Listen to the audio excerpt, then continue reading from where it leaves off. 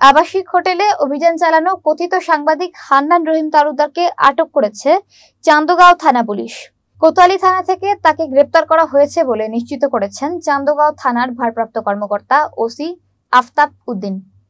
তিনি জানান, গত 5 জুন 11টার দিকে চান্দগাঁও থানাধীন বখতদার হাট বড়ইপাড়া এলাকার পপুলার গেস্ট হাউস নামক আবাসিক হোটেলে কথিত সাংবাদিক এম হান্নান রহিম তালুকদার সহ তার সাথে থাকা কয়েকজন আবাসিক হোটেলে অনধিকার প্রবেশ করে বেআইনিভাবে হোটেল কক্ষ তল্লাশির ভিডিও সামাজিক যোগাযোগ মাধ্যমে ভাইরাল হলে তাকে নিয়ে সংবাদ মাধ্যমে নিউজ হয়।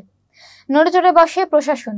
পরে উক্ত ঘটনায় বাদী হয়ে স্টাফ জাকির হোসেন সোমবার থানায় এজাহার দায়ের করলে চান্দগাঁও থানা পুলিশ কোতোয়ালি থানা এলাকায় অভিযান পরিচালনা করে ঘটনার মূল আসামি কথিত সাংবাদিক এম হান্নান রহিম তালুকদারকে আটক করে।